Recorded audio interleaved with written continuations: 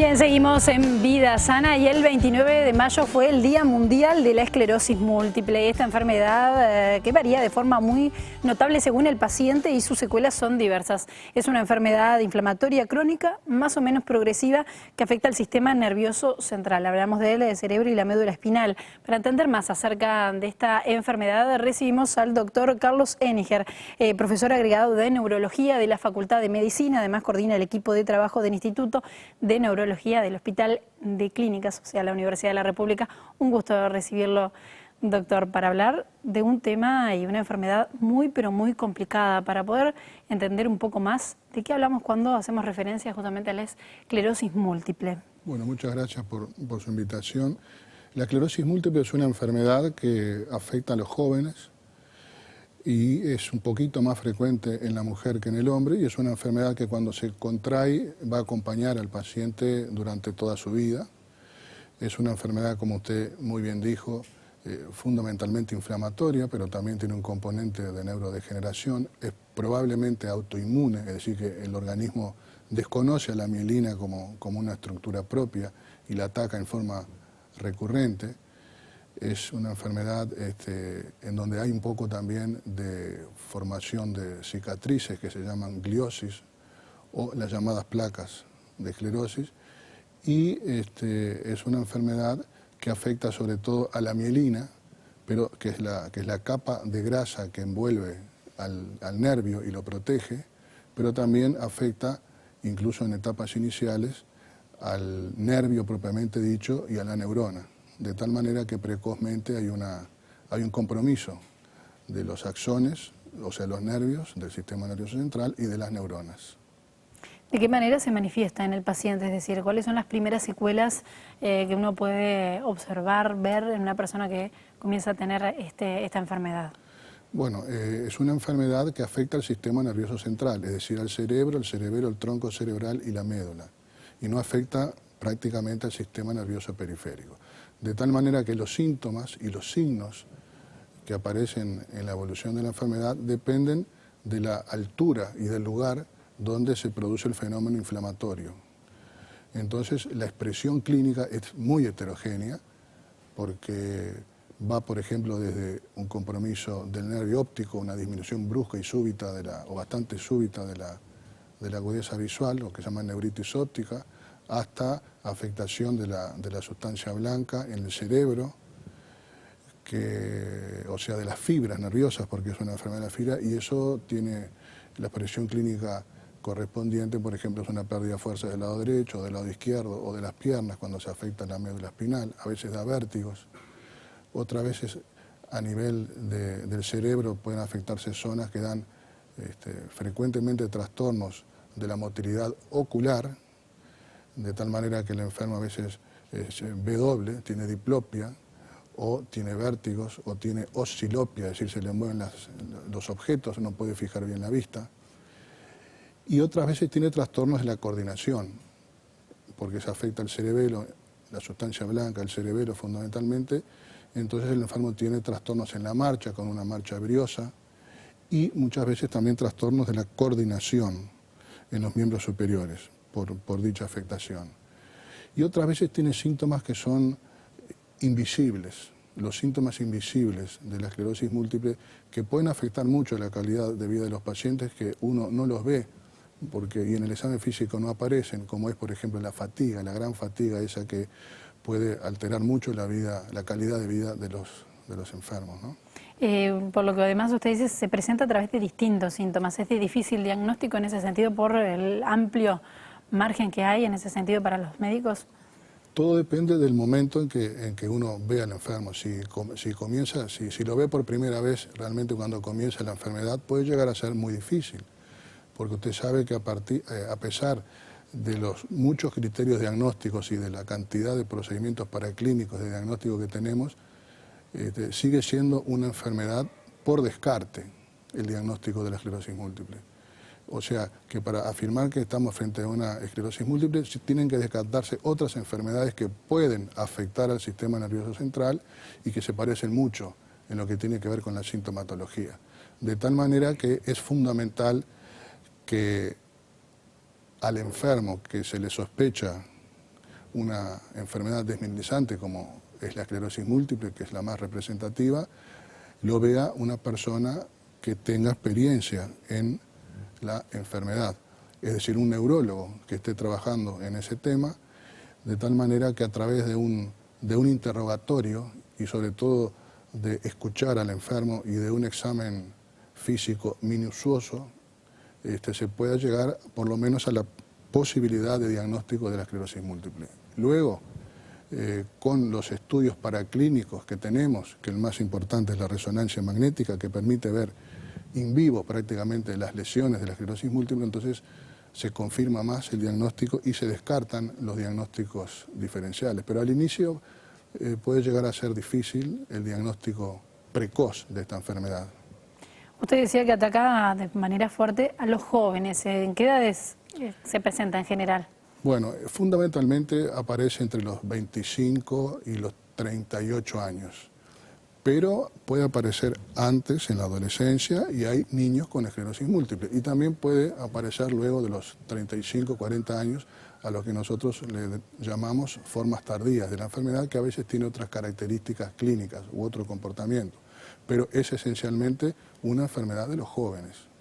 Es la más frecuente, es la más prevalente de las enfermedades neurológicas, sacando los traumatismos encefalocranianos y de raquis en los pacientes, en los jóvenes. Uno de los problemas de esta enfermedad es que no tiene cura. Va a acompañar a lo largo de toda la vida a este paciente y va a ser además progresiva, ¿no? Sí, realmente no se sabe la causa. Es una enfermedad de la sustancia blanca y también de la sustancia gris, pero no se sabe la causa, aunque siempre se invocan diferentes elementos, como por ejemplo algún virus o en el microambiente algún elemento que también no se puede saber bien, el sol, la latitud, la genética, pero no sabemos la causa, por lo tanto no podemos curarla la enfermedad, pero hay tratamientos a distintos niveles que pueden mejorar notablemente la calidad de vida de los pacientes. Ahí está. ¿De qué tipo de tratamiento hablamos? Que además es un tema que creo que tiene que ver con tratamientos que son muy costosos. ¿Esto es así? Esto es así, pero el tratamiento de la esclerosis múltiple tiene que ser un tratamiento interdisciplinario, donde intervengan personas que van a dedicarse a distintas situaciones clínicas de cada paciente. Entonces tiene que ser un equipo en donde el neurólogo sea el cabeza, pero también, por ejemplo, la nurse, la enfermera, el personal de enfermería adiestrado o con experiencia en esclerosis múltiple es muy importante, y otros técnicos como ser el fisiatra, el fisioterapeuta, el terapeuta ocupacional de gran importancia, el oftalmólogo, el urólogo, el nutricionista, pero actuando a diferentes niveles. Por ejemplo, la forma más frecuente que tenemos en nuestro país de esclerosis múltiple, y en todos los países es lo mismo, es la forma en brotes y remisiones. En brotes y remisiones, hay claudicación de las funciones neurológicas, hay síntomas neurológicos y el enfermo mejora. A veces espontáneamente, en las primeras veces, después hay que recurrir a medicación. Los empujes se pueden tratar, o brotes, que le llamamos, se pueden tratar en nuestro país perfectamente bien, y lo tratamos, de hecho, en el hospital de día, en el Instituto de Neurología, por ejemplo, con corticoides intravenosos, y el enfermo mejora. Eso para el tratamiento de los brotes, o empujes, o ataques. Claro. Pero después hay un tratamiento sintomático, es decir, hay síntomas que no traducen la presencia de un brote, sino que son síntomas que acompañan a la enfermedad, a la atmósfera de la esclerosis múltiple, y se pueden tratar muy bien esos síntomas como la espasticidad, o a veces vértigos, parestesias, dolores, disestesias, con medicación que tenemos de fácil acceso en nuestro país. Después viene el tratamiento neurorehabilitador, que es de gran importancia, neurorehabilitación física, cognitiva, psicológica, de gran importancia. Y últimamente, y más que últimamente, desde hace 14 años, tenemos el tratamiento, diríamos, de fondo de la enfermedad, sobre todo aquellas formas que son en empujes y remisiones, porque hay otras formas que son progresivas de entrada o secundariamente progresivas, donde estos inmunomoduladores no tienen ningún efecto. Y bueno, en esas formas, en empujes y remisiones, y si nosotros logramos hacer un diagnóstico precoz y estamos seguros de que realmente estamos frente a una esclerosis múltiple en empujes y remisiones, están los inmunomoduladores, que son los interferones beta y el acetato de glatilamer.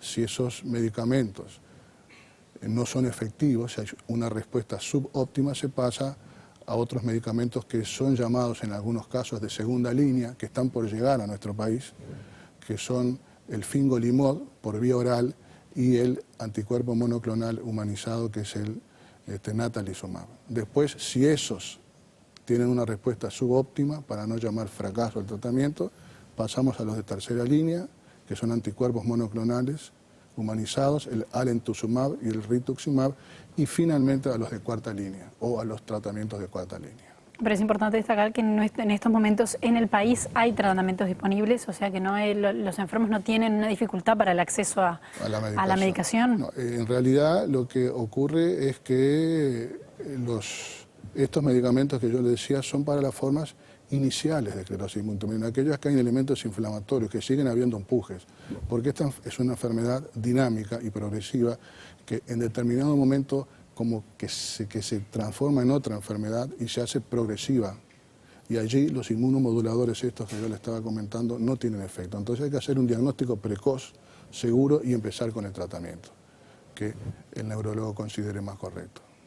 Doctor, ¿prevalencia de esta enfermedad en nuestro país? ¿Se sabe cuántas personas padecen esta enfermedad? En nuestro país nosotros hicimos hace unos años un estudio junto con los neuroepidemiólogos del Instituto de Neurología y junto también con la gran colaboración de todos los neurólogos del Uruguay en las distintas capitales y otras ciudades, y la prevalencia aproximada fue de 21 por 100.000 habitantes.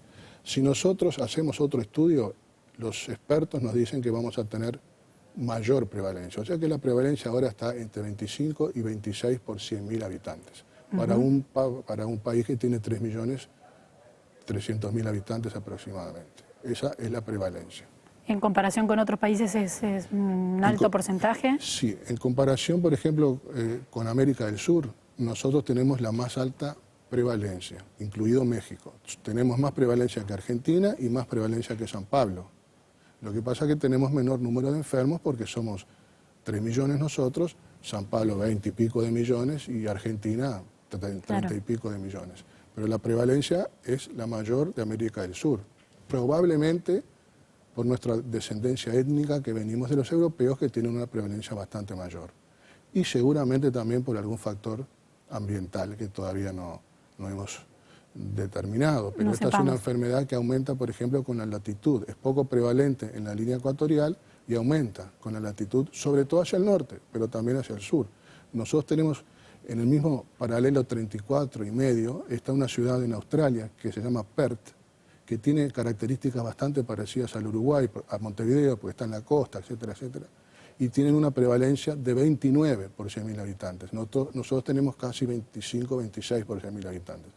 Esa diferencia no se puede explicar, por ejemplo, por factores ambientales, pero seguramente por la genética, porque ellos vienen de los ingleses y de los irlandeses, que tienen mucha carga genética de esta enfermedad. En el mundo aparentemente hay 2 millones de pacientes con esclerosis múltiple y es una enfermedad que es mucho más prevalente en el hemisferio occidental que en el hemisferio oriental. En el hemisferio oriental es muy poco prevalente, salvo en Japón, que sí tiene una buena cantidad de esta patología. Bien, doctor, muchísimas gracias por habernos aclarado este panorama y bueno, para saber un poco más acerca de esta enfermedad, esta compleja enfermedad, realmente ha sido muy, pero muy claro. En el final, además, les quiero decir que EMUR, Esclerosis Múltiple Uruguay, es una asociación civil que nuclea a personas con esta enfermedad y como principal objetivo ayuda y acompaña e informa a las personas que sufren de esta enfermedad para mejorar su calidad de vida. Si ustedes quieren contactarse con ellos, lo pueden hacer al teléfono 2903-3316, 2903-3316, Esclerosis Múltiple Uruguay. Bueno, para aquellas personas que quieran hacerlo se pueden informar con ellos también. Muchísimas gracias, ha sido un placer compartir el programa con usted. Amigos, nosotros nos reencontramos la próxima semana con otro tema en Vida Sana. Que pasen bien, los espero. Chao, chao.